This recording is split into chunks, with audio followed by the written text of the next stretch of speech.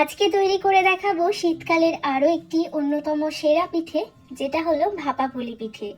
এই ভাপা পুলি পিঠেটা খেতে কিন্তু দুর্দান্ত হয়, তবে এটা যদি নরম না হয় তাহলে কিন্তু খেতে ভালো লাগে না।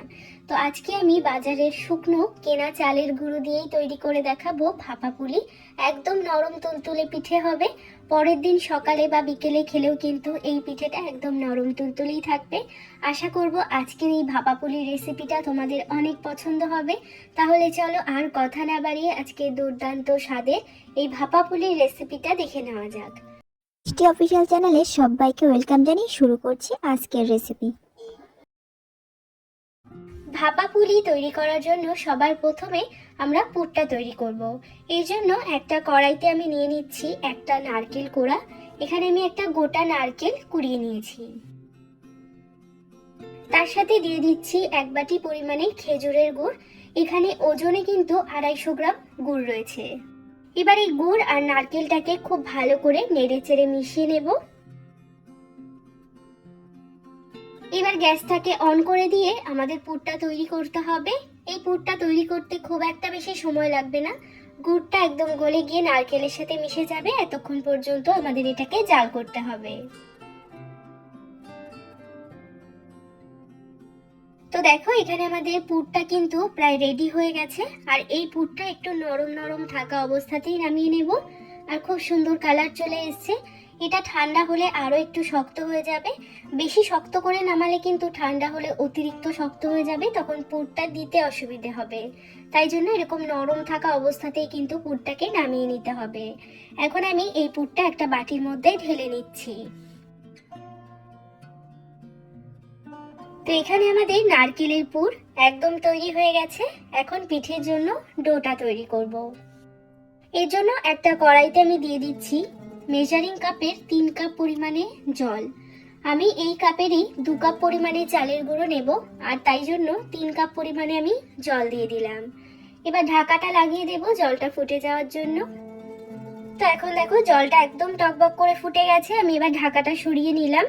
এবার এর মধ্যে দিয়ে দিচ্ছি আমি স্বাদ মতো একটু লবণ, আর দিয়ে দিচ্ছি 1 টেবিল চামচ মতো সাদা তেল। সাদা তেল দিলে পিঠেগুলো কিন্তু খুবই মসৃণ হয়।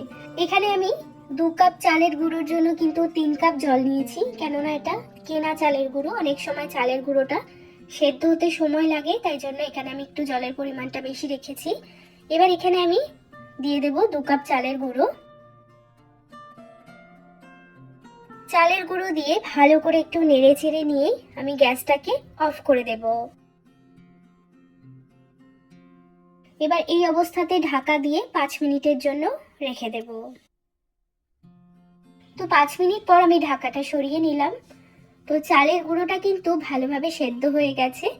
এবার এটাকে একটা বাটির মধ্যে আমি ঢেলে নেব। এবার এটা খুব ভালো করে হাত দিয়ে ডলে ডলে একটু গরম থাকা অবস্থাতেই মেখে নিতে হবে, কেননা এটা ঠান্ডা হয়ে গেলে কিন্তু শক্ত হয়ে যাবে, তখন আর ভালো করে মাখা যাবে না। গরম অবস্থাতেই বেশ ভালো করে ডলে ডলে মেখে এটার একটা ডো তৈরি করে নিতে হবে। তো এখানে কিন্তু আমি ডোটাকে একদম মসৃণ করে মেখে নিয়েছি। এরকম সফট এবং মসৃণ করে মাখতে হবে। আর যেহেতু জলটা একটু বেশি দিয়েছিলাম, তাই জন্য কিন্তু চালের এই আটাটাও সুন্দরভাবে একদম সফট হয়ে গেছে। এবার এই ডোয়ের থেকে আমি একটু বড় বড় করে পুলি পিঠের জন্য লেচি তৈরি করে নেব।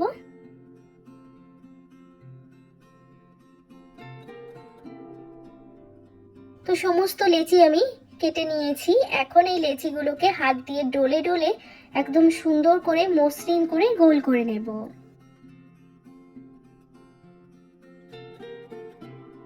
তো এখানে আমি প্রত্যেকটা পিঠের জন্য লেচি একদম সুন্দর করে গোল করে তৈরি করে নিয়েছি। এখন আমি একটা একটা করে পিঠে তৈরি করব। আর বাকি এই লেচিগুলোকে কিন্তু ঢাকা দিয়ে রাখতে হবে, কোনো ভেজা সুতির কাপড় দিয়ে অথবা এরকম ঢাকনা লাগিয়ে রাখতে হবে, যাতে পিঠেটা শক্ত না হয়ে যায়। এবার এই লেচিটাকে একটু শুকনো চালের আটার মধ্যে নিয়ে এইভাবে হাতের সাহায্যে একটা বাটির শেপ দিয়ে নিতে হবে।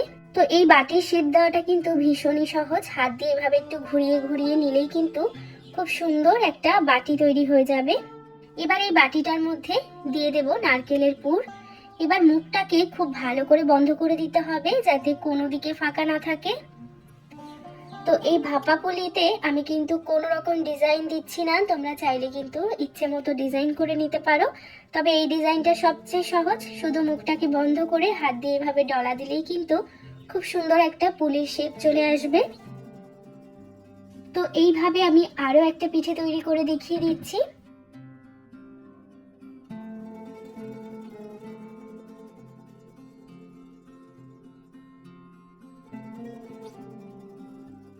তো এখানে আমি বেশ কয়েকটা পুলি তৈরি করে নিয়েছি। আর এই পুলিগুলো তৈরি করে কোনো ভেজা কাপড় দিয়ে অবশ্যই ঢাকা দিয়ে রাখতে হবে, না হলে কিন্তু এগুলো উপরটা ড্রাই হয়ে গিয়ে ফেটে যেতে পারে। পুলিগুলো তৈরি করার পর এখন আমি পুলিগুলো ভাপে বসাবো। তো পুলিগুলো এখন ভাপে দেওয়ার জন্য আমি একটা পাত্রে জল ফুটতে দিয়েছি। জলটা একদম টকবক করে ফুটছে। এখন এরকম একটা ছিদ্রযুক্ত প্লেট নিয়ে নিয়েছি। এর মধ্যে খুব ভালো করে একটু সাদা তেল ব্রাশ করে দিতে হবে, যাতে পুলিগুলো এই প্লেটের মধ্যে লেগে না যায়। এবার এর মধ্যে আমি পুলিগুলো ভাপে বসিয়ে দেব।